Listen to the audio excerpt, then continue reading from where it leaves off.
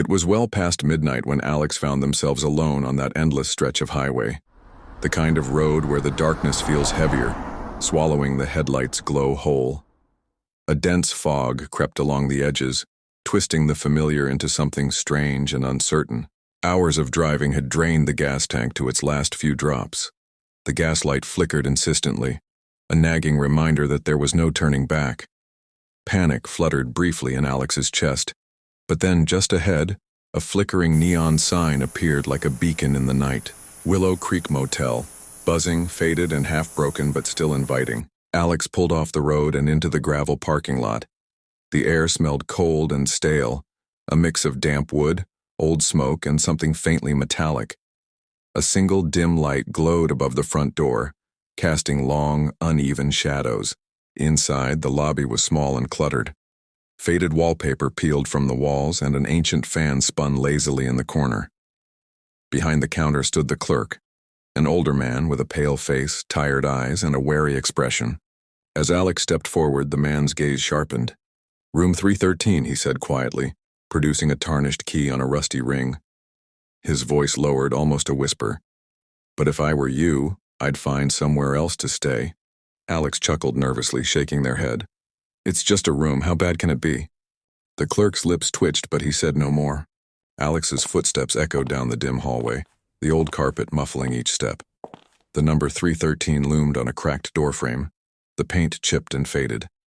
A chill crept up Alex's spine as they reached out and turned the key. The door creaked open, revealing the room bathed in shadows. Dust motes floated in the thin moonlight that filtered through a grimy window. The air inside was stale, carrying the scent of forgotten memories and something else. Something colder. Alex stepped in, shutting the door behind them. The lock clicked sharply, sending an unexpected shiver through their body. On the bedside table lay a worn, leather-bound journal. Alex's fingers brushed over the cracked cover, curiosity flickering to life. What secrets did this room hold? Alex sat down on the edge of the faded bed, the old springs creaking beneath their weight. The room felt unnaturally cold, despite the thin blanket tucked neatly at the foot. Faint shadows stretched across the walls, twisting and shifting as if alive. The single flickering bulb overhead buzzed softly, casting eerie patterns. Curiosity pulled Alex toward the journal. Opening the cracked leather cover, their eyes scanned the cramped handwriting on the yellowed pages. April 15th, 1982. The first entry was brief, a guest named Margaret writing about her stay. She described the room as quiet but oddly unsettling, as if the walls themselves were watching. But then the entries took a darker turn. Voices whisper in the night. Shadows move when I'm not looking. The clock ticks backwards sometimes, I can't sleep. Alex's breath caught. The words felt alive. The next entry, dated just days later, was even more disturbing. The previous guest disappeared without a trace. They say room 313 is cursed, but no one believes it. I'm starting to fear I won't leave. A sudden noise snapped Alex's attention. The faint creak of the doorframe shifting, or maybe the settling of old wood. The hairs on the back of their neck prickled. Whispers curled around the edges of the room, indistinct but growing clearer. "Help me." Alex froze, heart pounding. The room seemed to breathe, expanding and contracting with a life of its own. The flickering light overhead dimmed, then brightened, as if signaling some unseen presence. Gripping the journal, Alex stood slowly, feeling the walls close in. The key in their pocket suddenly felt heavier, a tangible weight anchoring them here. Outside, the wind howled. Inside, the nightmare was just beginning. As the night deepened, the storm outside began to rage. Rain hammered against the grimy window pane, blurring the world beyond. Inside room 313, the air grew colder still, a biting chill that seemed to seep into Alex's bones. Every shadow stretched longer, creeping closer. The whispers from before returned, louder now, tangled with faint sobs and distant screams. Alex's eyes darted around the room. The old clock on the wall rusted and stopped at 313 suddenly chimed, a hollow, eerie sound that echoed through the silence. A sudden knock came from the cracked bathroom door, slow and deliberate. "Who's there?" Alex called out, voice trembling. No answer. Summoning courage, Alex opened the door. The bathroom was empty.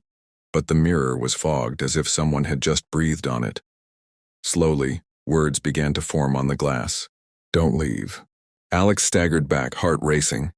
Desperate for distraction, Alex reached for their dead phone, but there was no signal. Frustrated, they turned on the small, dusty radio on the dresser. Static hissed. Then a voice broke through, whispering a message. "The room remembers. The souls never leave. You're part of the story now." The radio went silent. Returning to the journal, Alex found a new entry, one they hadn't seen before. The handwriting was shaky, frantic. May 2nd, 1982. "They came for me last night. Shadows with eyes like burning coal. I screamed, but no one heard. Now I'm trapped, just like the others." Alex swallowed hard. The pieces were falling into place. Room 313 wasn't just haunted, it was a prison for lost souls, and they might never escape. Alex's pulse thundered in their ears as the room seemed to close in tighter. The shadows stretched from the corners, coalescing into dark, flickering shapes with glowing eyes that watched silently. The whispers grew to voices, desperate, pleading, and angry all at once. Stay with us." Panic surged. Alex bolted for the door, fumbling with the key, but it wouldn't turn. The lock was stuck, or maybe something was holding it shut. Behind, cold hands brushed Alex's skin, unseen but chilling. A low growl rumbled through the room. Desperation pushed Alex to grab the journal, flipping wildly through the pages, searching for anything. A clue, a way out. One last entry caught their eye, written in hurried scrawl. "To leave, you must face the darkness inside the mirror.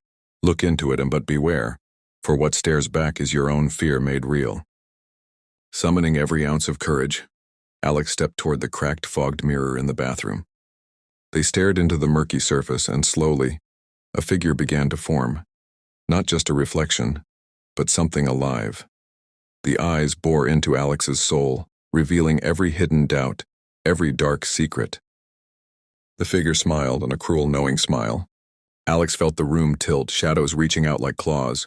But instead of fear, a strange calm settled in. Taking a deep breath, Alex whispered, "I'm not afraid." The mirror cracked, splintering like shattered ice. Suddenly, the door clicked free.